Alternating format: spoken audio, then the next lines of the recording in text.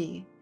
I'm a licensed clinical psychotherapist with degrees in psychology, theology, and marriage and family therapy, a national certification in dialectical behavioral therapy, and a national certification in integrative mental health.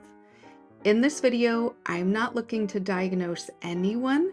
I'm only willing to offer insight into situations like these.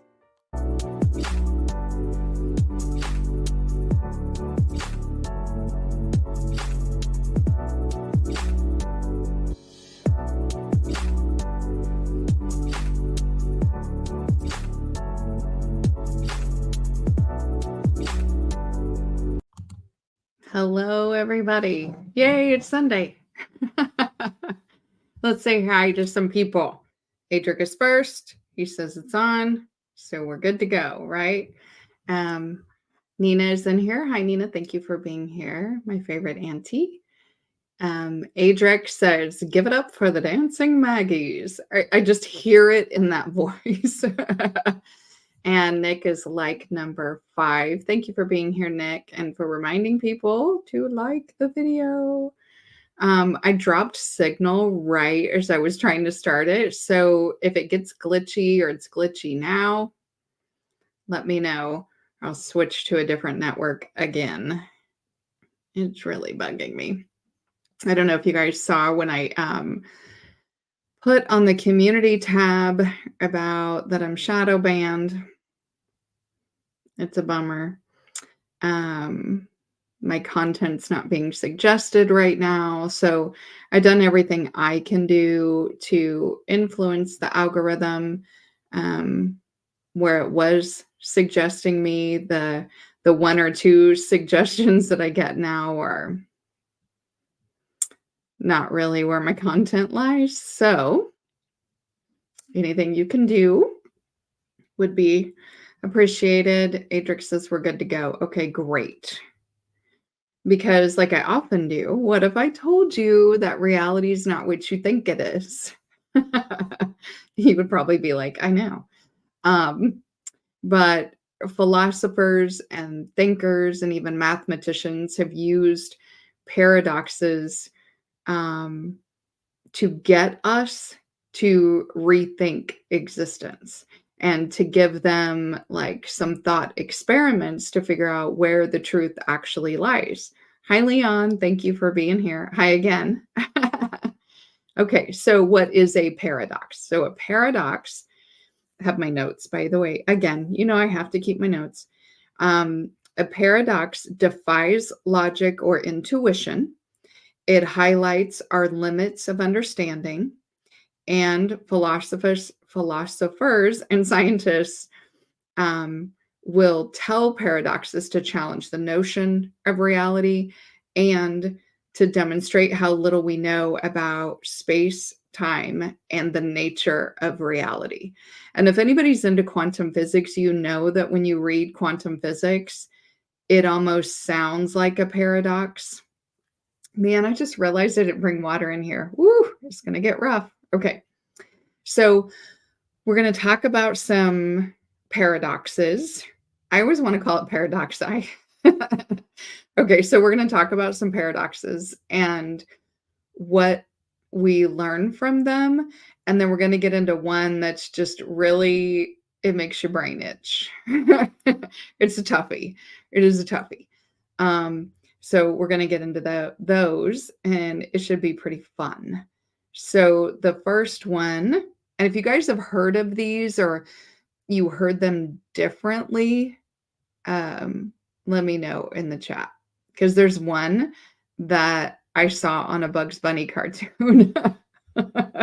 Okay, so the first one we're going to talk about is the ship of Theseus. Okay, so the ship of Theseus is, you imagine a ship, okay? And we're talking like the old-timey wooden ships, but it doesn't necessarily have to be. So you think of a ship. Now, imagine that over time, each of its parts are replaced with a new part, you know, much like cars and whatnot. So each board gets replaced over time, the oars or the motors, what are they called? The steering wheel thing? Sorry. Sometimes I can't word. Um, anyway, the sails, as it wears out or, you want something new, each of the parts is replaced over time. So then the question is, and there are several people watching, so answer in the chat. Here's the question. At what point does it stop being the original ship? At what point does it stop being the ship of Theseus? Or whatever you want to call the ship. Maybe we should name the ship. But at what point in we're replacing each part as it wears out or we want an upgrade or whatever, at what point does it stop being the original ship? I hate that there's like a 7-second or whatever delay because I ask a question and then I'm like just waiting for people to answer. And it's not with paradoxes, it's a right or wrong answer. It's not like, well, what is 2 + 2? The paradoxes make you think and they make you question reality. So at what point does it stop being that original ship? Adric says all parts have to be replaced. It's true.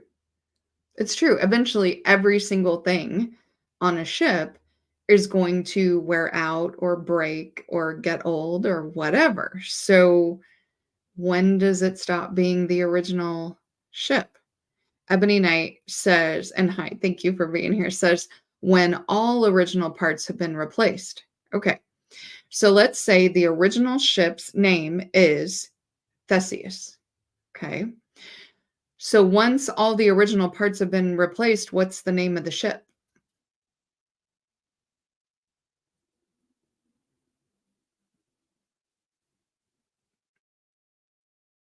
Okay, so Leon says, I would say the ship stops being what it is after the staff and the captain pass away. Modification doesn't create the paradox, in my belief. Y'all, Borgen, thank you for being here, says after one part is replaced. So then I'm going to go back to my question. If the ship is called Theseus, and over time you're replacing parts, at the point that it stops being Theseus, the original ship, what's its name? Adrix says the new name is 2. So it's Theseus 2. But people don't do that, right? Like, I have a project car and she has a name. And as things get replaced and as upgrades get in there and as she's going to keep her name.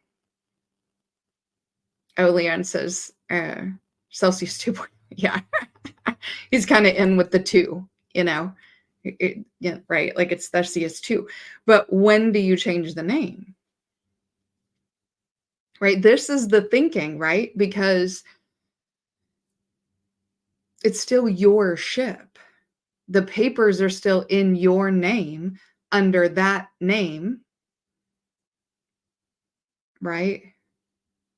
So we kind of have to say, well, I mean, it's still the Theseus because it's still called the Theseus and it's still under your name and you still own the ship and that's still what you call it. And maybe, but then people bring up another layer to that where it's like, if every time you replaced a part in the Theseus, you put the old part in a warehouse and then you've gotten to the point where you could rebuild the Theseus. So now you have the Theseus and you have the Theseus. Yeah. The name when recommissioned. What if it never goes out of commission? You're just changing parts over time. You change out this board and then you change out that board and then you change out that sail. And it's just, It's over time. Yeah. I mean, this is why it's a thought experiment, right? And so let me make it even more challenging for you. As human beings, every cell of our body regenerates over time. Like just as an example, our taste buds are completely different taste buds through the regeneration process every 7 years. Our taste buds are completely new every 7 years because of regeneration. But every cell in our body regenerates, it upgrades, it changes, it morphs over time. So at what point do I stop being me? And then when I stop being me, when do I start being me too? So the ship of Theseus, is it's quite an experiment to think about physical matter, right? Because the idea of that's my ship, yeah, I have a piece of paper, but it's my ship. Or the fact that I name my car. This is kind of beyond the physical properties of it, right? It's mine. I have ownership. I have a feeling towards that. I have a protection towards that. It's something that supersedes the physical, much like as the cells regenerate, right? Like I still have, well, I was going to say I still have the same name as when I was born, but I don't. I mean, I go by a nickname. Maggie is a nickname. That's not a big shocker, probably to anyone. However, it is not short for Margaret. So there's your thought experiment. It is not Margaret. Um, so it's not the name that's on my birth certificate, but Thompson is. Okay, so I still have that name. But I look totally different. I've upgraded a lot from being a newborn. I had black hair when I was a newborn. It fell out and then my hair turned blonde, but you know, at what point am I not Maggie Thompson? And if I have cells that regenerate every day, every year, every few years, every 7 years, every 10 years, then at what point am I not me? I'm someone else. Okay. Leon says, naming something without a spirit is weird. I call my GSX 1000 Pam even after I strapped a turbo onto the two wheels. Right. Is it in naming it and owning it, you imbibe it with a spirit? It has like an unintentional spirit. I don't know, something to think about. And that's not even the weirdest one, guys.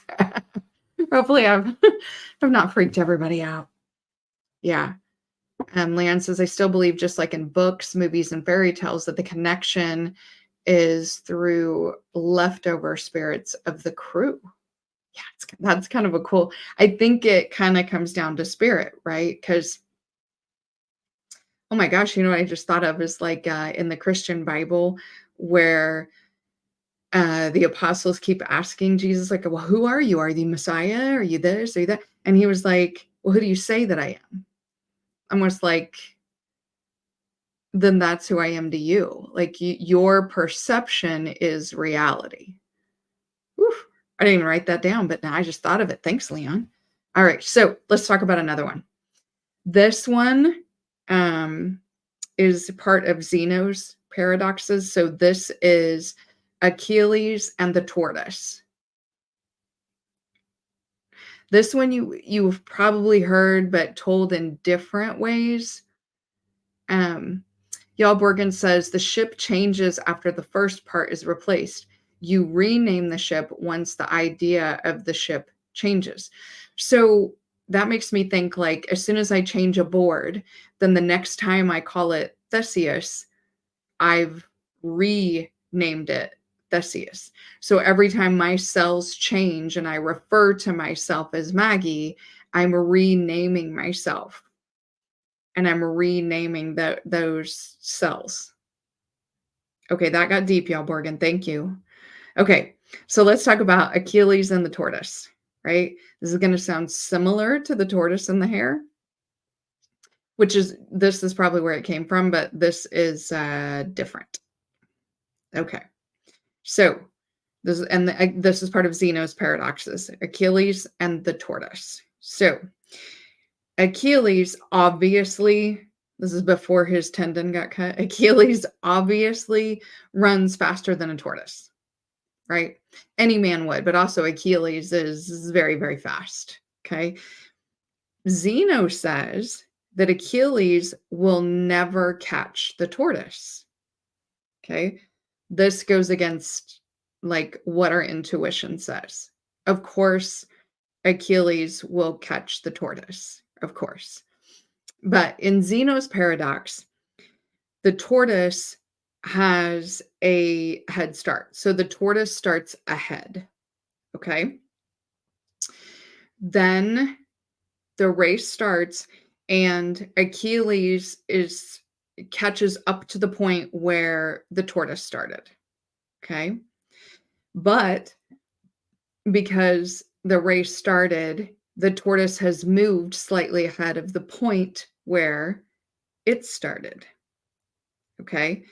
Then the tortoise now has a head start and is still given another head start. It's given its original head start time. And then the whistle blows and Achilles catches up to where the tortoise started.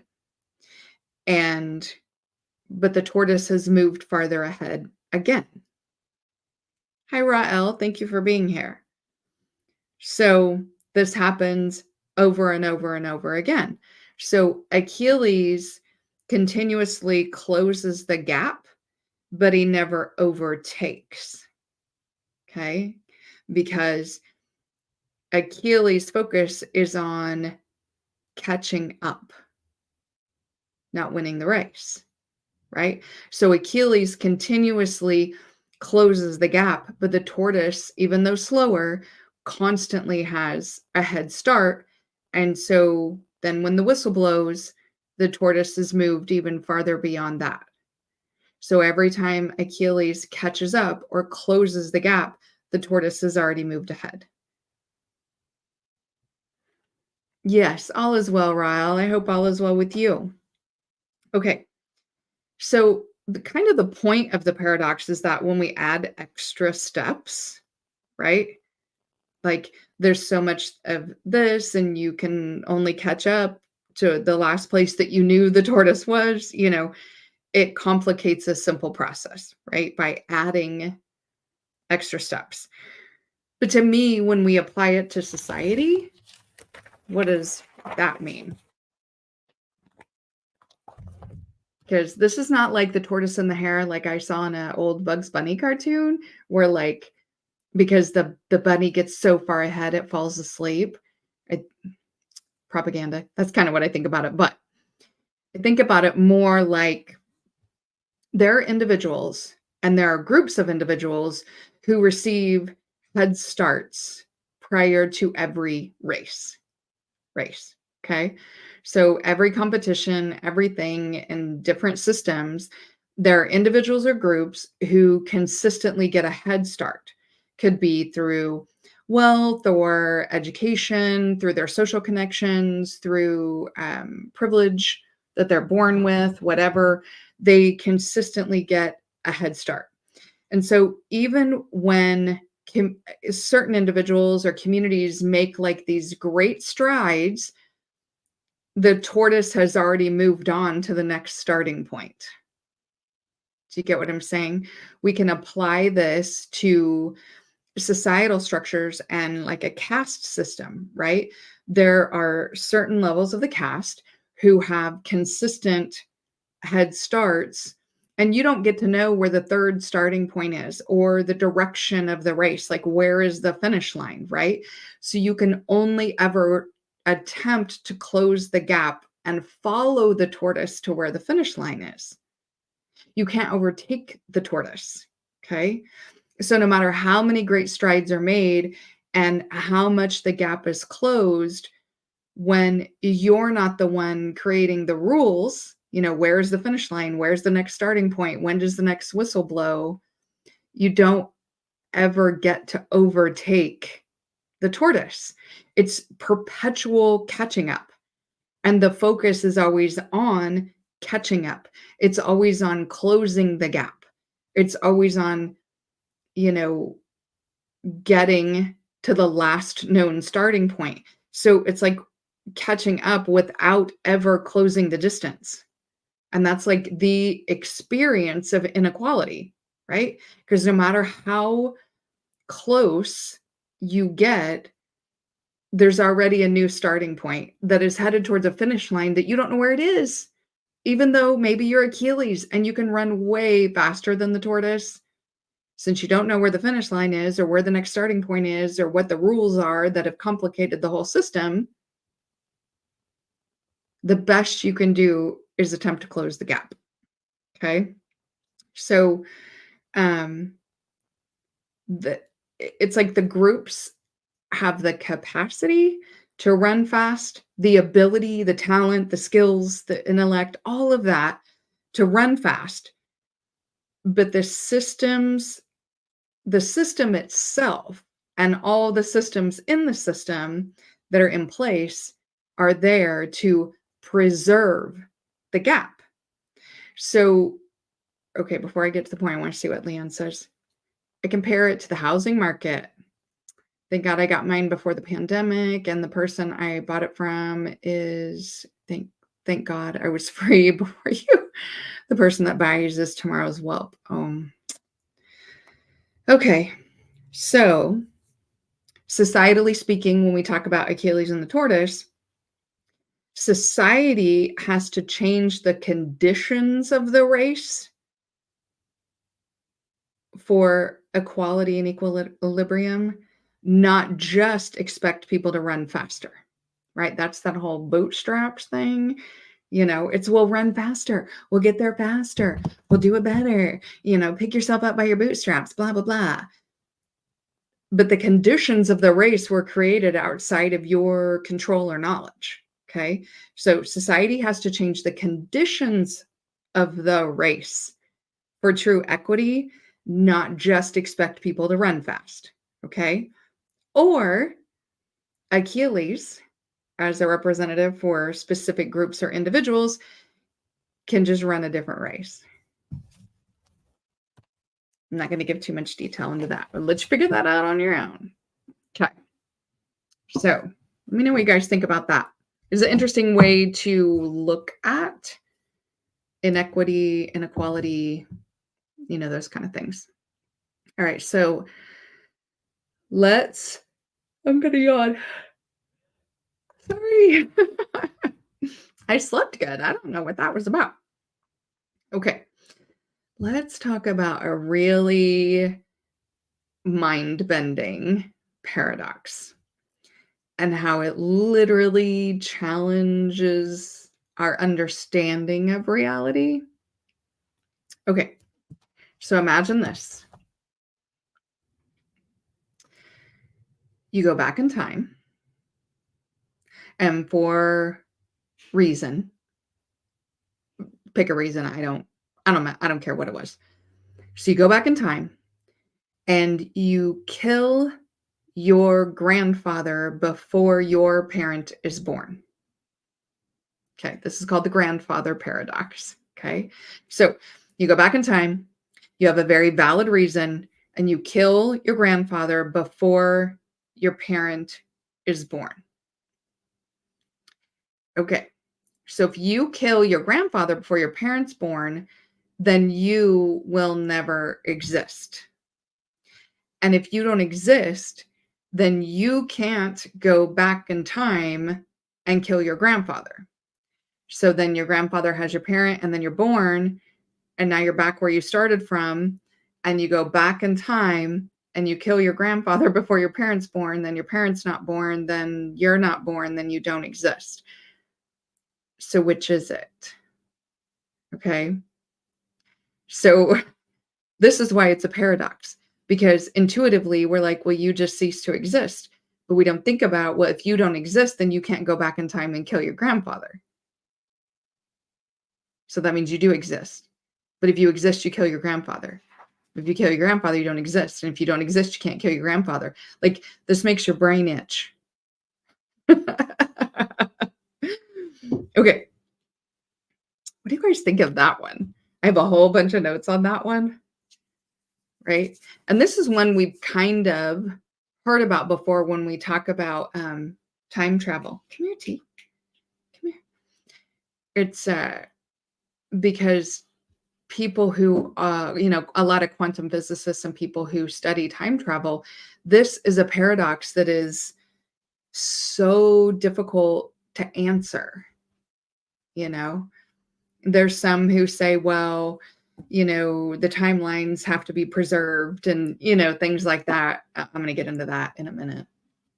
But what it actually does is it makes us question if time is actually linear. Okay. Because for this paradox, we're thinking about time as a line, as a timeline, right? So I'm here and I'm born and reason happens and I go back on the timeline, kill grandpa. Grandpa doesn't have my dad, so my dad doesn't have me, and then I'm not born. We envision it as this straight line, this very, very, very, very cause and effect line. This, then this, then this, then that, and it's a line. So it makes us question if time is actually a line. Adrian says it changes time, which allows you to be out of sync. Oh, I like that. It's going to fit in here in a minute. Okay. If time is actually linear, a timeline, then why is there such an inherent contradiction in time itself in this paradox, right? We know about the butterfly effect and different things like that. If time is actually a very straight line of cause and effect, then why such an inherent contradiction? Y'all Borgen says, which time are you going back to versus which time are you born into? Y'all Borgen's already ahead of me. You're reading ahead in class. Do you need a test out of this section? Then move to the next, the higher level. What they call this is the cause canceling the cause. Okay. So killing grandpa cancels killing grandpa. Right. So even in a very linear cause and effect, you now have the contradiction of a cause canceling a cause. You can never really actually get to the effect because the cause cancels the cause every time. Okay. So one of the first things that came out when people came up with this paradox was to say that, well, I guess that means time travel is impossible. Because if there's such an inherent contradiction, I guess we just can't do it. And other people were like, I don't like that answer. So then people said, okay, well, then we have multiple timelines. Y'all Borgen.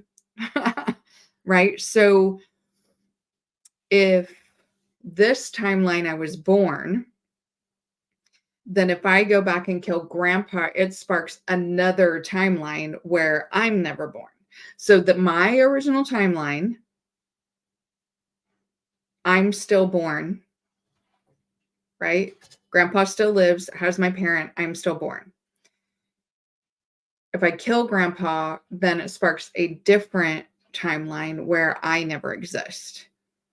And then I don't know, can I choose which when I go back to? Do I disappear on the original timeline and then I can live in this timeline where my grandpa's dead? I don't know how that works, but I have talked about the cosmology of multi-world theory, multi-timeline theory. As a matter of fact, if any of you guys have an Alexa, go ask her about timeline compression. The last time I asked, we were still like on track for timeline compression. So if you're interested in that. The thing about multiple timelines is it's still linear.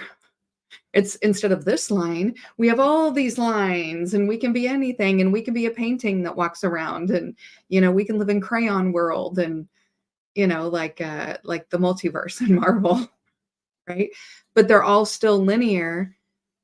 Problem being, if every little change or decision that happens sparks a new timeline, then there's trillions upon trillions upon trillions upon trillions ad infinitum of timelines, because think about how many billions and billions and billions of people who have lived and all the many, many, many choices and decisions that they have made.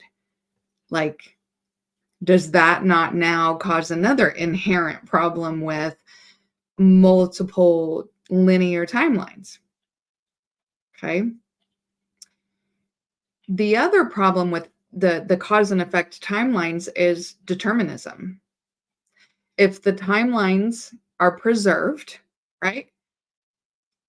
Oh, that was another theory that they came up with, is preservation of timeline. So it was kind of like if you went back in time, you would never be able to do something that would erase your existence. So like if you tried to kill your grandpa, you'd like trip over your shoe and then your gun would misfire and right, like the timeline preservation. But if we have a linear cause and effect timeline and the timeline has to be preserved, then that leads to determinism, meaning that everything that ever happens is on a determined straight line course of cause and effect. Well, then where's my free will?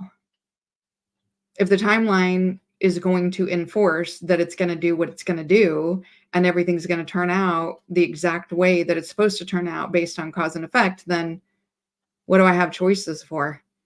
Because apparently I'm going to choose the thing that preserves the timeline, right? So it's like a determinism versus free will, right? Is everybody free if we're all just determined to follow along this linear timeline of cause and effect? Rael says, to the trillions and trillions in my rock voice. Thanks, Rael. I probably couldn't do a rock voice very well. I can't do I can't raise one eyebrow either. Okay. So what if time is a loop?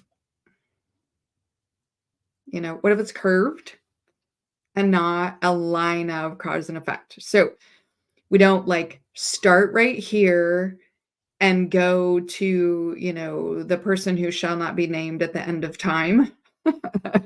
I'm getting very Marvel here. Sorry. So if we don't start here and end here, then time circles back on itself like a spiral, a string, not a string, a spring. Okay. It spirals, right? Like a spring.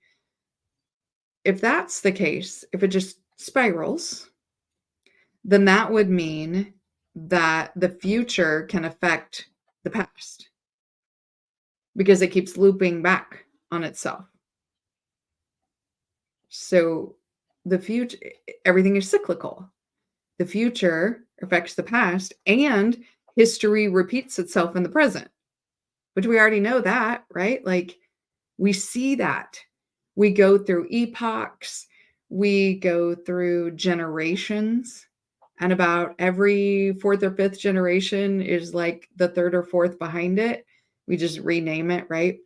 We see history repeat itself all the time. So is that predetermined that we're on a line, but somehow it's cyclical? Or does time actually repeat itself in a loop. Okay. In quantum mechanics, space and time can and do bend, right?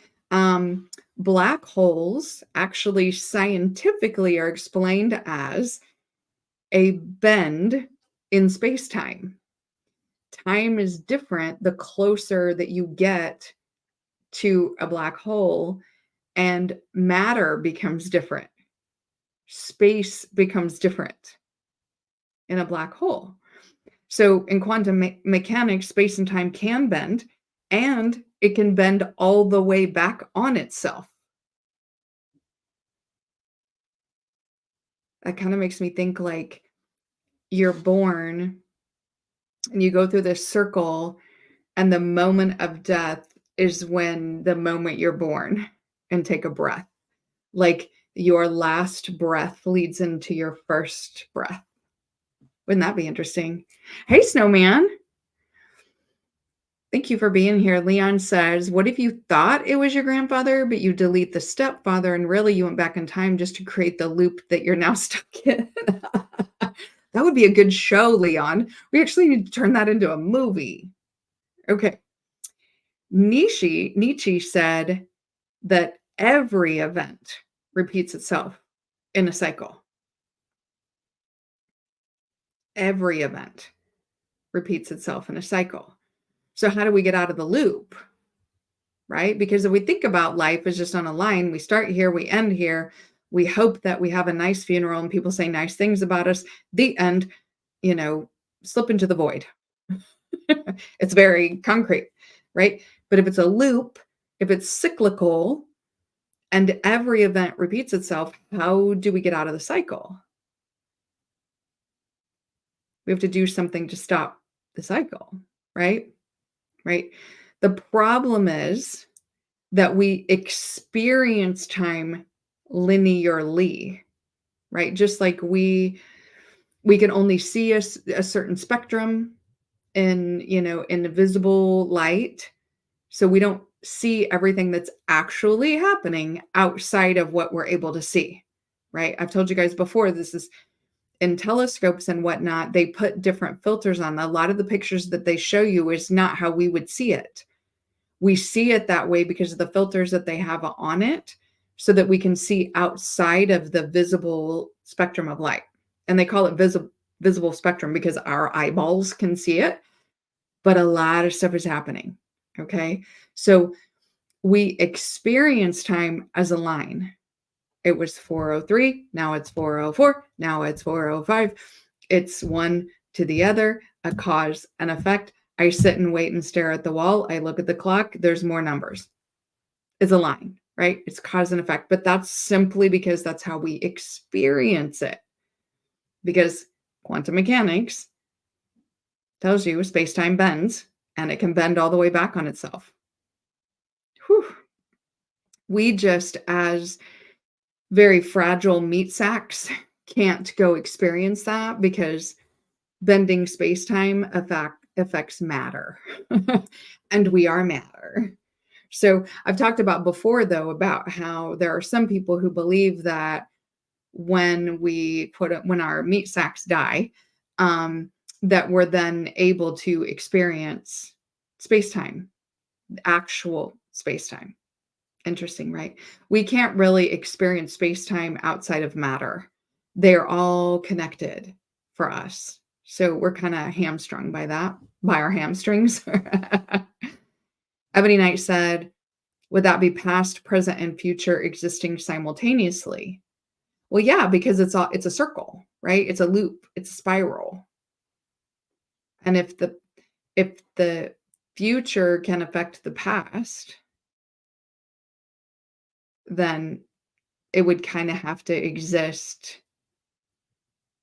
I have a hard time saying existing simultaneously or existing at the same time, because at the same time denotes a linear timeline where we're still thinking about the line that's curling, right? Because we have such a hard time not thinking about time outside of a line. So it's more like if you think that time is cyclical or spirals or simultaneous or anything like that, then time is. That's all we could really say about it. Time is. And let's remember that the advent of time was at a way to measure motion. It, it it's just a mathematical equation, and we've utilized it for not urban, industrial living, right? Like now we have jobs and we have to watch the clock to manage our motion, not emotion, motion, right? So this very linear way of thinking gets reinforced in an industrial nation, right? Because it's cause and effect. Rael says hamstrung by our hamstrings. Yes. Exactly. Okay, so we experience time in a line, but quantum mechanics and a lot of philosophies and a lot of things out there say that time is not a line. It's a circle. It's a spiral. Think about how things move in space. Think about how when you look in nature, there are no perfectly straight lines. There's a little jaggedy, a little curved, but most things in nature are curved. So why, right? Like a tree is not a post. Why would time be any different than space and matter? Space is curved, matter is curved. So apparently time is curved. Okay. So my more takeaway from this is use your present. Because really the only place we have control is the present. And all time is a series of dots. This present, this present, this present, this present, this present, this one, this one, this one, this one, this one, right? So use your present to affect your future, which shapes the narrative of your past. Right? Sometimes when we change the narrative and the perception of our past because our future turned out differently, then we can see that the future affects the past. Okay. All right. Phew. Thank goodness we got through that one. But that's one that it really does make you think. It's almost like you have to change your notion of time for that paradox. Because what we've been told about time, being on a line, it just doesn't work. Right? So we got to figure out what time is. Okay. The broader implications of paradoxes is something to think about, right? Paradoxes are more than just a thought experiment. Although thought experiments are fun, are they not? Like, I don't know. Some people may not like them. I love them. They are probably my love language, thought experiments. What if, and I think that's why I like philosophy a lot too, because philosophy was sort of like somebody would say something and then all the philosophers would be like, well, let's think that out. And it wasn't, oh, that's dumb. That's so stupid. We already proved that's false. You just are a Democrat. We won't consider things. We won't. Right? Whereas philosophers were like, let's see if we can figure that out. Somebody might say, the sky is green.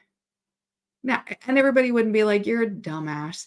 You know what I mean? You would have all these like philosophers and metaphysicians and mathematicians who would come together, and some of them would try to prove why the sky is green. Some of them would try to look at, why does this person see the sky is green?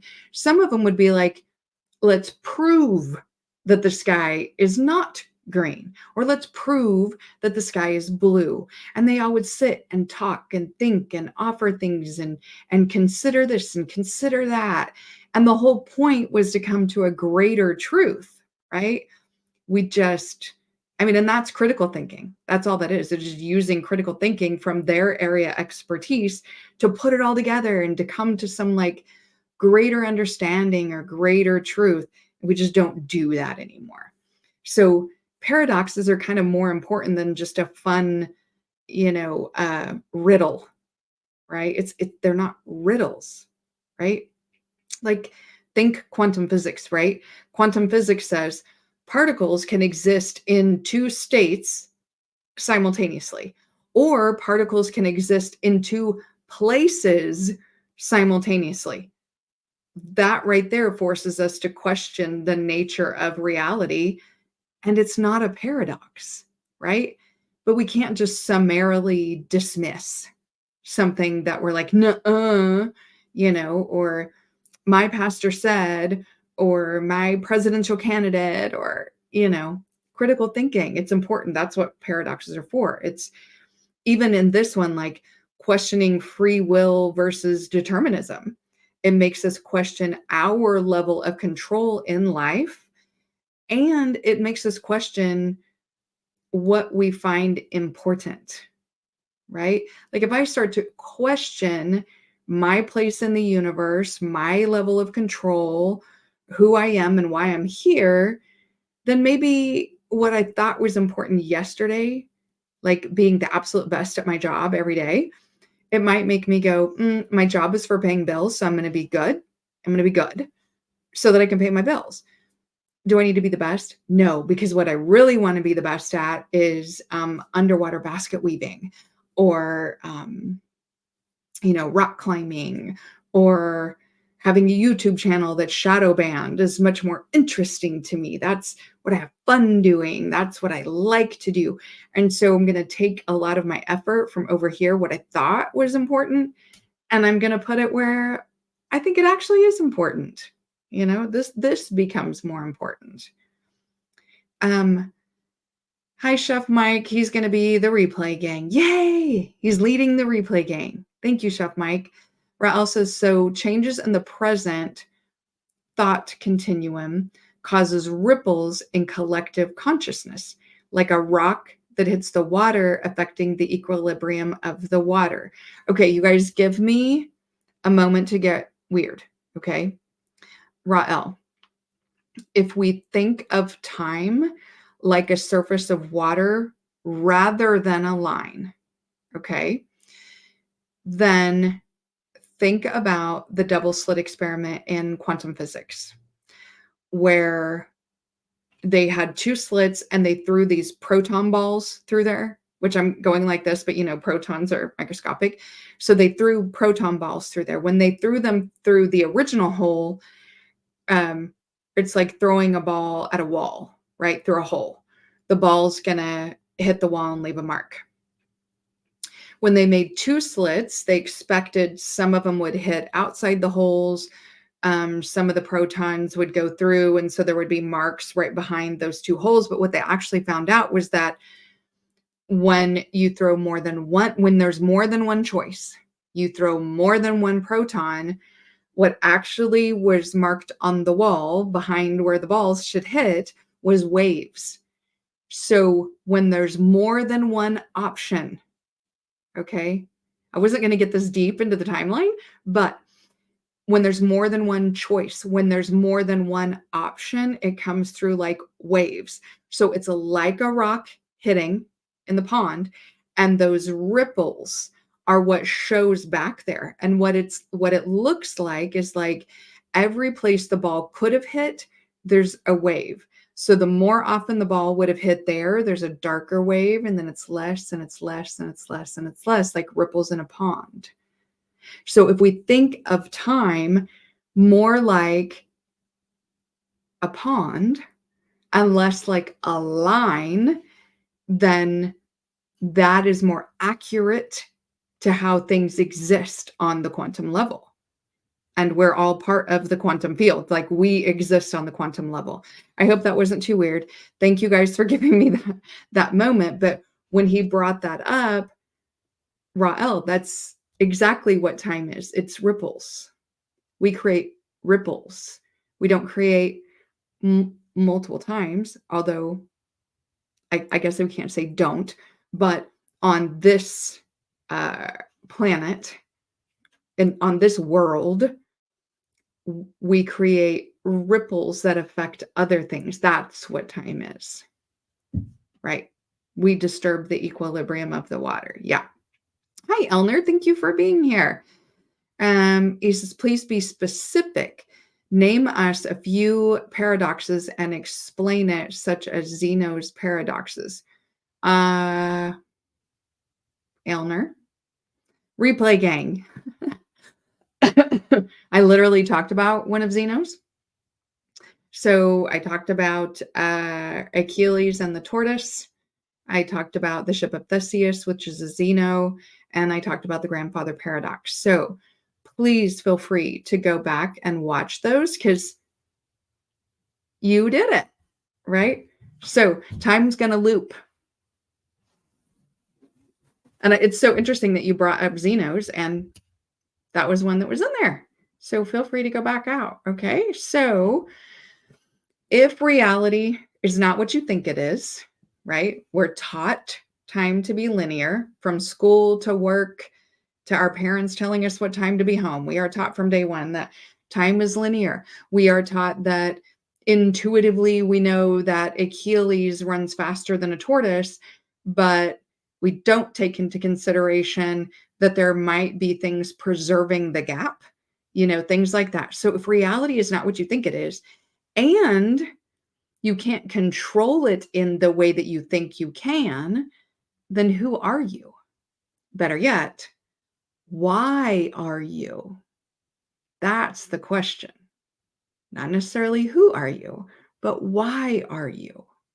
If you're in this reality in this way right now, why are you? Okay. One thing for sure, what paradoxes do, the lines blur between what we know, what we think we know, and all the things we can't really conceive, or we haven't conceived, or haven't thought of, or haven't discussed. It seems like the closer we look at things, the less they make intuitive sense. And even saying intuitive, a lot of it is indoctrination and not necessarily intuition, right? So, but it's kind of fun when we question stuff. You know what I mean? It's just kind of fun. All right. So how about you help me out? Because, shadow ban. If you like the video, please hit the like button. We already had somebody say they were the 5th like. So hit the like button if you like the video. Share with somebody who likes thought experiments or kind of needs to get out of their own head. That might be nice. And of course, subscribe if you haven't already. It's free, especially if you're curious about why you are. I talk about that kind of stuff a lot. And remember, and I'm going to start saying this because I think it's super important. It just occurred to me, popped into my head the other day. And so you guys are going to hear it from me a lot. Leon says the why are you is way too complex. Don't make it too difficult. Okay. Remember, curiosity killed the cat, but his shadow brought him back. So stay curious, my friends, and have a good Sunday. Bye.